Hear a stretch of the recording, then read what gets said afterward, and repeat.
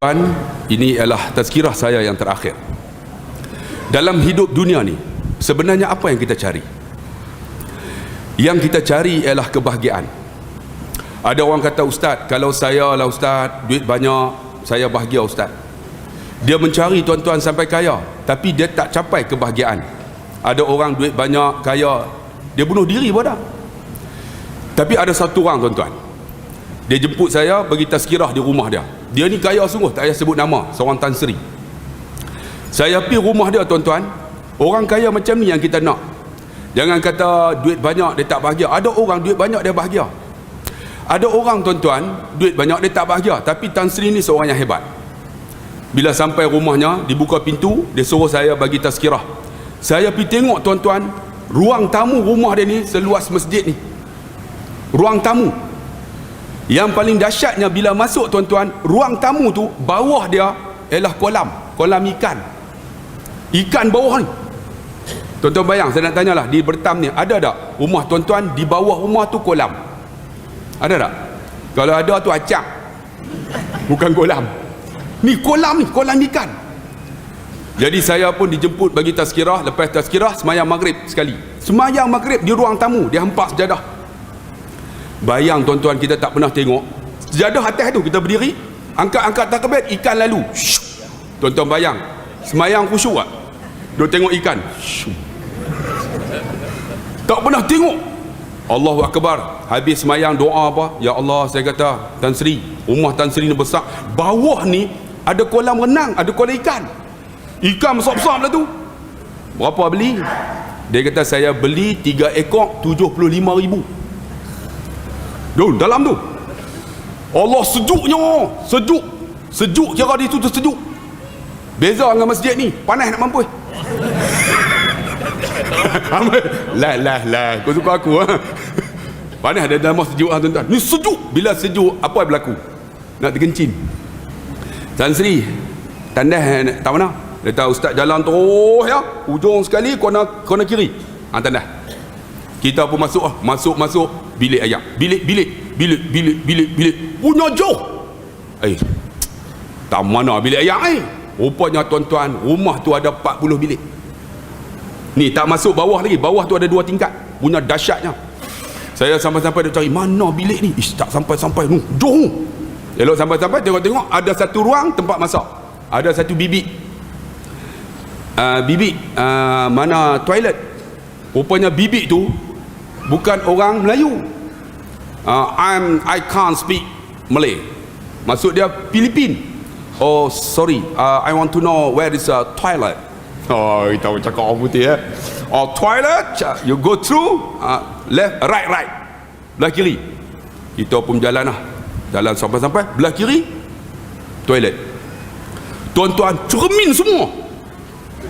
Duk tengok. Sampai-sampai cermin, apa berlaku? Belek dulu cermin kan. Macam mana nak buka pintu ni? Duk cari. Rupanya ada satu button, tekan dia buka. Wush. Rumah dekat Bertam ni ada macam tu. Ni terbuka, masuk. Ya Allah tuan-tuan, pertama kita masuk toilet, apa kita nak cari? Kepala paip. Cari kepala paip, tak ada. Ya Allah, nak berak macam mana kepala paip? Tak ada. Rupa-rupanya duk fikir, pelik ni. Ada satu kepala buang lang. Macam tu. Saya ingat yang ni dah perasaan dah. Tapi macam mana nak keluar ayam? Menunjukkan kaya sungguh. Saya pun terfikir, Masjid Shah Alam, dia pakai sensor. Kita pun try lah. Try macam tu. Burung tu keluar kat mulut dia. Oh macam tu. Last kali tak edit duk main tu. Tak pernah jumpa tuan-tuan. Lepas tu kita pun dah apa semua. Duduk. Sebelum tu nak cari dulu, nak basuh macam mana? Macam mana nak basuh ni? Rupanya nak basuh tu touch lah. Macam kapal terbang, ingat tak? Tak tu. Dia akan vroom, dia akan tembak. Oh macam tu lah. Yang tu kalau tembak tu, siapa buat share masalah tu. Jadi tahu dah. Tak. Okey, kita pun okey dah. Boleh berak. Tengok tuan-tuan, di luar tu cermin semua. Bila cermin semua, saya angkat kepala, saya nampak bibik tadi. Allah, bibik ni dah tengok aku apa? Allah tak jadi tuan-tuan. Tarik pakai balik, pergi tolak. excuse me, you can see me? No, dia kata, you can see me but I'm not.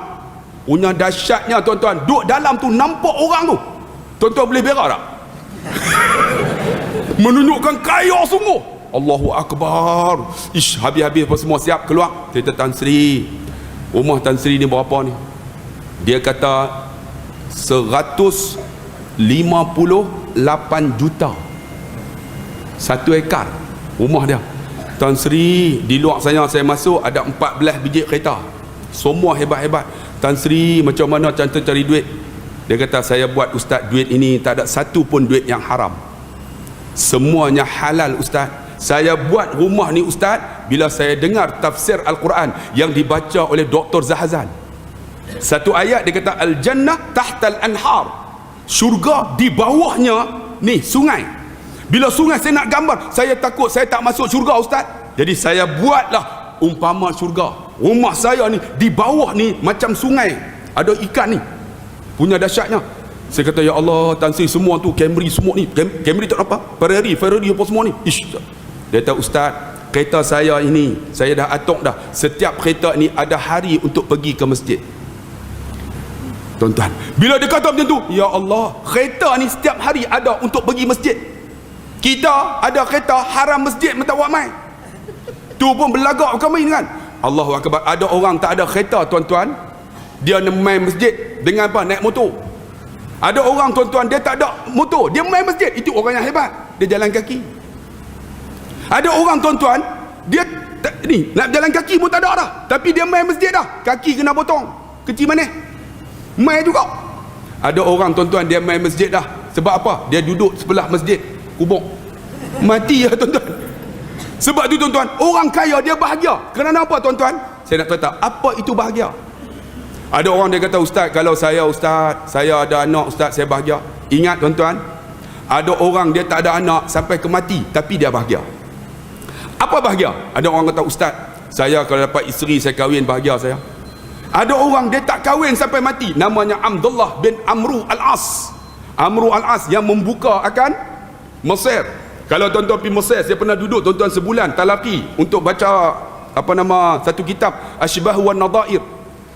Sampai di sana dia kata, ustaz, alhamdulillah ustaz mai bulan Ramadan ni ustaz, saya nak bawa ustaz Masjid Amru Al-As. Saya pun piah, ustaz, dia kata, ni malam terakhir, 10 malam terakhir, seluruh orang daripada Mesir ni akan berkumpul di masjid ni, Masjid Amru Al-As.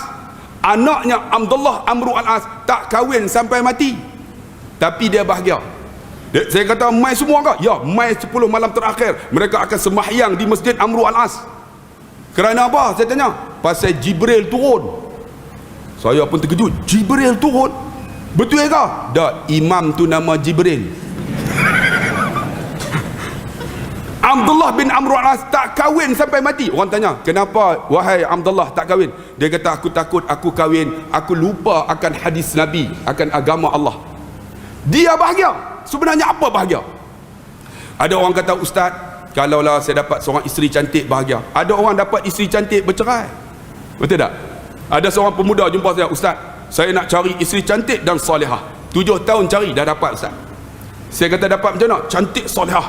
Ha, dapat macam mana? Cantik ustaz, lepas tu dia solehah. Solehah apa? Solehah binti Din. Solehah binti Din tak jadi. Apa bahagia? Ada orang tuan-tuan, dia tak kahwin sampai mati. Ada orang tuan-tuan, isteri dia tak cantik tapi bahagia. Ada orang kata, ustaz, kalau saya dapat anak ustaz, saya bahagia. Ada orang dia tak ada anak sampai mati. Ada orang ada anak tuan-tuan sampai 10 orang. Ada seorang kawan saya cikgu, dia cikgu ya, gaji 2,000 lebih. Anak dia 10 orang, naik kereta kancil. Kira dia berhenti dekat restoran tu, keluar anak dia seorang, orang tak tengok. Keluar seorang lagi, orang buat tak tahu.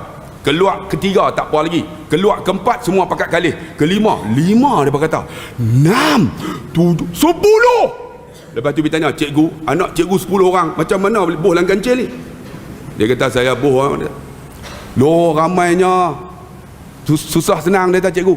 Dia kata, ustaz, saya ni anak 10 orang, campur dengan saya 12 orang, saya ada kancil ya. Tapi hidup saya bahagia ustaz. Saya tak ada hutang, tak ada kad kredit. Sebenarnya apa bahagia?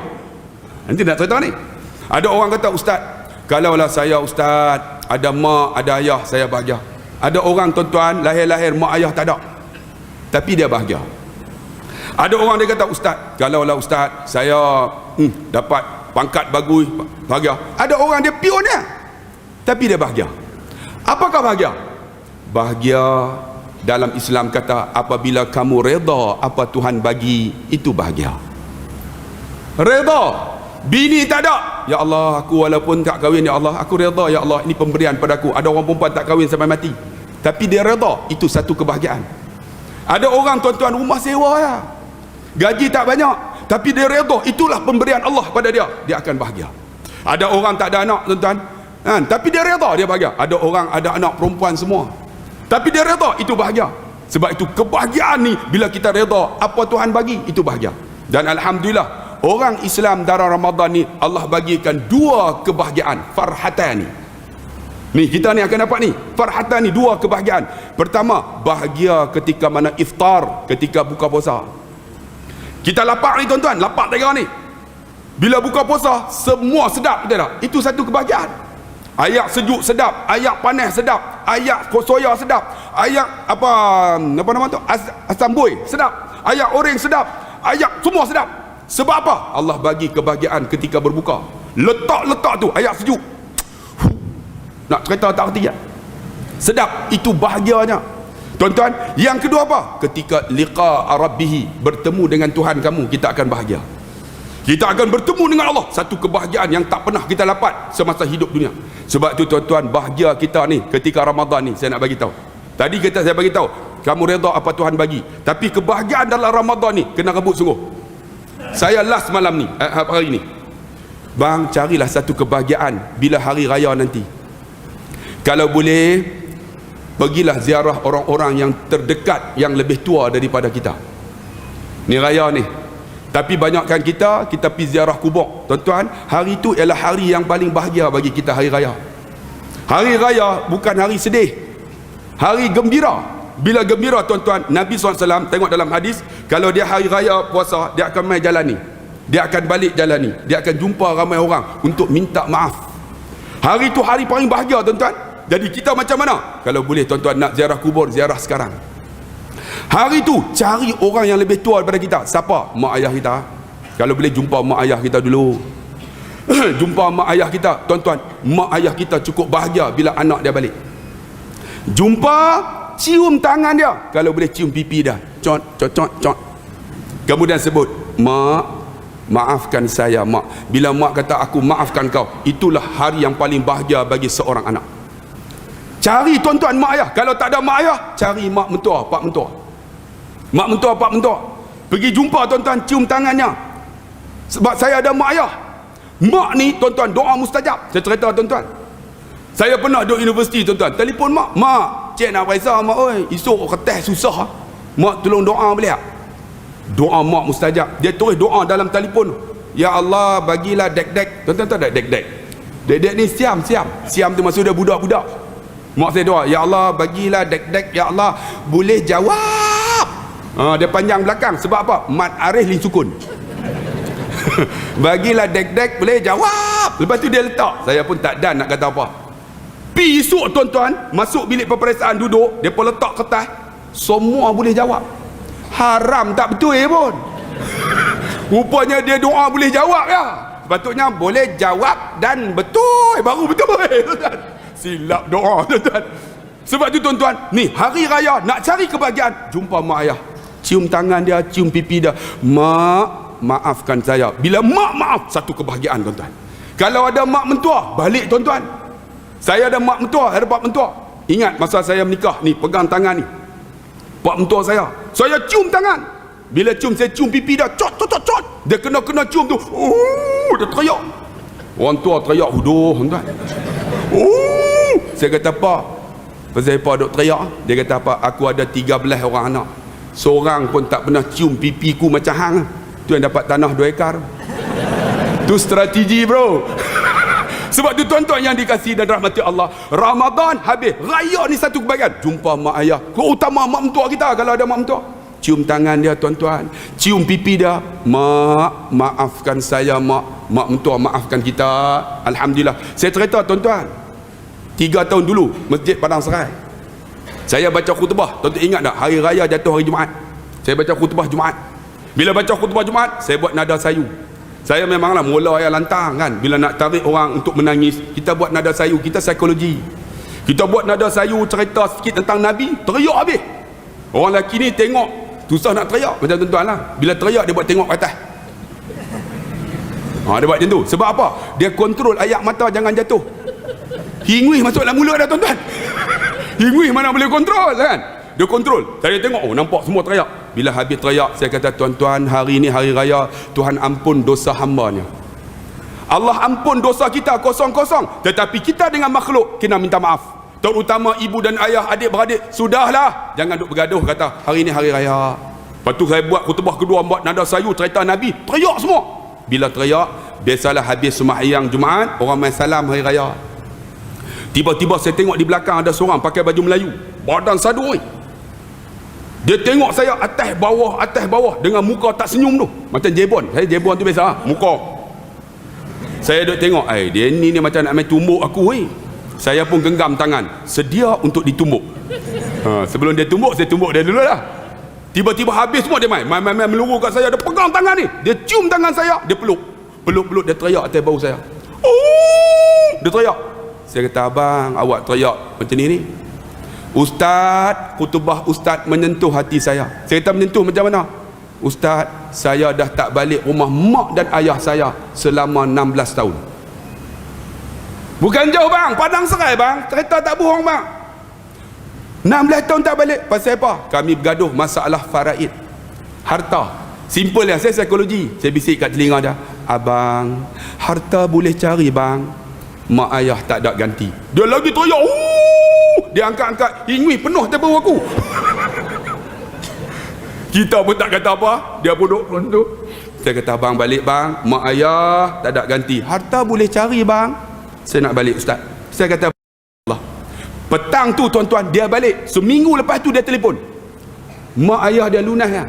Ni cerita bukan rekaan, cerita betul. Dia balik tuan-tuan, dia parking. Rupanya 16 tahun tak balik, mak ni duk tunggu lama dah. Siapa tak sayang anak, jangan bohong. Duk tunggu ya, bila takkan mak nak pergi rumah anak, betul tak? Mak ni, ayah ni ada ego juga. Jadi duk tunggu, hang anak takkanlah aku nak pergi jumpa hang. Hang mai, rupanya tunggu-tunggu anak balik. Dia kata, saya duduk dalam kereta. Mak saya tengok-tengok sampai depan laman, mak saya buka pintu, lari ni.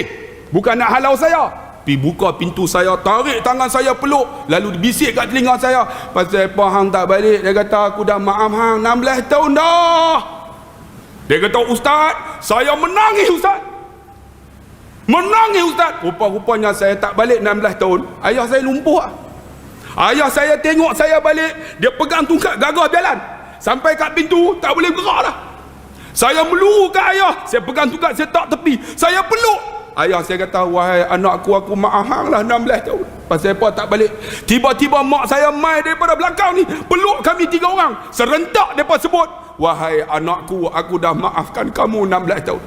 Dia kata, ustaz, hari yang paling bahagia dalam hidup saya bukan hari pertama saya dapat seorang isteri. Hari yang paling bahagia dalam hidup saya bukan hari pertama saya dapat anak.